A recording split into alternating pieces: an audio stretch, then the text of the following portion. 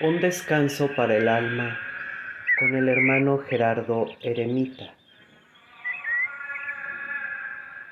El arte de ser feliz. Padre Ignacio Larrañaga. La angustia.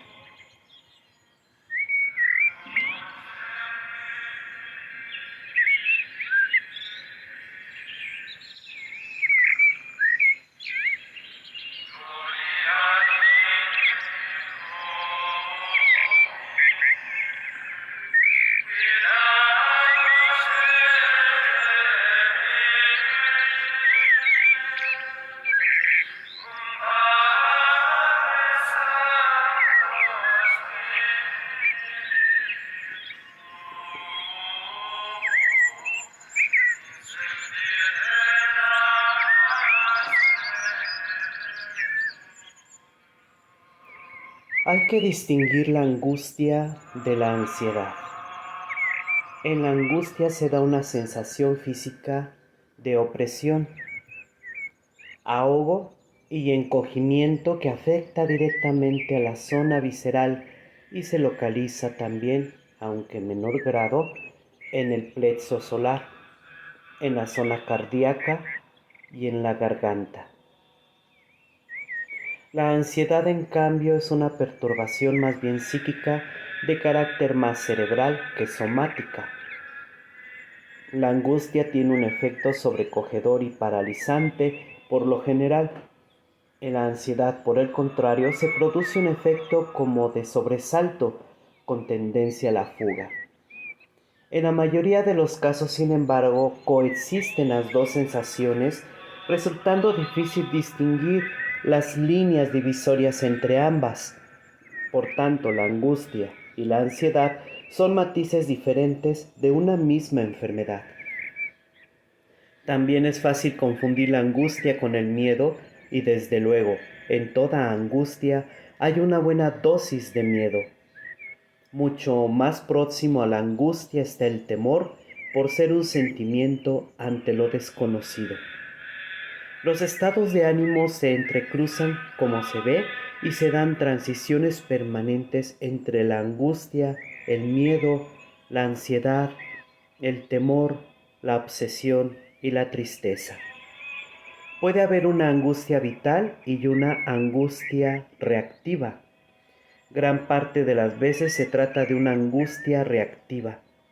La angustia vital es aquella que se produce sin motivo ni estímulos exteriores. Existe, pues, una personalidad genéticamente angustiosa. Nacieron así, están angustiados de modo habitual y sin motivo, se sienten asediados por dentro y por fuera, se preocupan por todo, sienten miedo de todo, viven en ascuas, en una atmósfera interior hecha de temores, incertidumbres, preocupaciones, suposiciones, aprehensiones.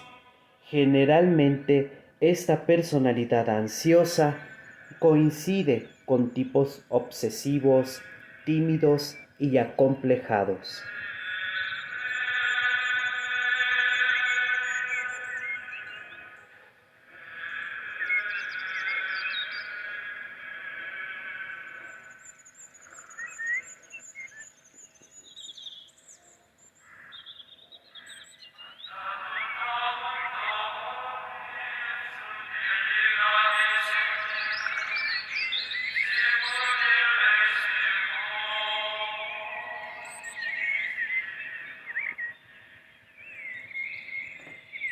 En casi todos los casos, sin embargo, la angustia es reactiva, producida por una compleja interacción entre el individuo y su ambiente. En angustia reactiva siempre se da un estímulo exterior portador de una posible peligrosidad. Este estímulo exterior produce una tensión o presión que deja una alteración en el estado anímico de la persona con varios efectos, y eso es la angustia. Esos efectos suelen ser los siguientes. Se aceleran las palpitaciones, La respiración se hace agitada y más rápida. Hay mayor descarga de adrenalina, se trastorna el proceso circulatorio, se produce opresión y sobrecogimiento en la zona gástrica. Otras veces, la angustia en un estado general en la que la intensidad es más bien benigna y la duración más prolongada. El síntoma específico en estos casos es el ahogo que el paciente experimenta, sobre todo en la zona gástrica, sensación como de un profundo tono menor, sin dejar de repercutir también en la zona cardíaca y en la garganta. Los que sufren de angustia vital pueden mejorar de modo considerable, aunque probablemente sin llegar a sanar del todo. En cambio, los que padecen de angustia reactiva pueden llegar en su mayoría a liberarse por completo y por sus propios medios de la enfermedad. Unos y otros deberán tener presente la consigna en la que siempre estamos insistiendo. Tienes que salvarte a ti mismo. Será un proceso lento, puede que haya progresos y retrocesos. Debes perseverar pacientemente en la ejercitación de las prácticas que expondremos en el capítulo 5. Los sedantes constituyen el 20% de los fármacos, lo que ciertamente es una exageración. Estos depresores pueden aliviar en un momento de emergencia, pero no abordan el mal. Son puros paliativos y engendran dependencias. La solución de la angustia, o al menos la solución parcial, proviene de hacer una nueva evaluación. Cuando una persona se enfrenta a una situación peligrosa, le resulta difícil hacer en ese momento una corrección y un correcto análisis sobre el grado de peligrosidad de la situación, y le nace la angustia. En esos casos, las reglas de oro son detenerse, tomar conciencia de que estoy exagerando sobre el grado de amenaza, volver a analizar la situación con la cabeza fría, contar todo a una persona amiga y equilibrada y aplicar a esta situación las orientaciones del capítulo sobre relativizar.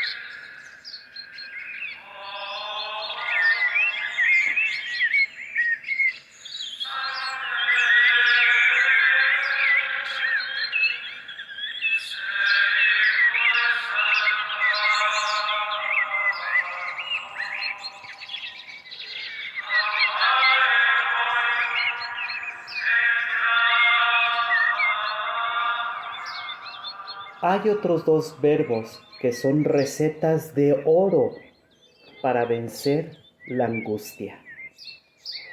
Los verbos son soltar y dejar. ¿Cuántas veces constatamos el origen subjetivo del sufrimiento? Angustia es, como ya hemos dicho, una opresión mental contra algo, una resistencia mental. Todos los ejercicios que te ayuden a soltar las tensiones, a aflojar los nervios, te ayudarán a eliminar muchas dosis de angustia. A fin de cuentas, la angustia no es otra cosa que una contracción del sistema nervioso. Un sistema nervioso relajado no conoce la angustia. Y por encima de todo, querido hermano, No hay antídoto más poderoso para vencer casi infaliblemente cualquier angustia que la doctrina del abandono. Eso sí, para la vivencia de esta doctrina es necesaria una fe viva,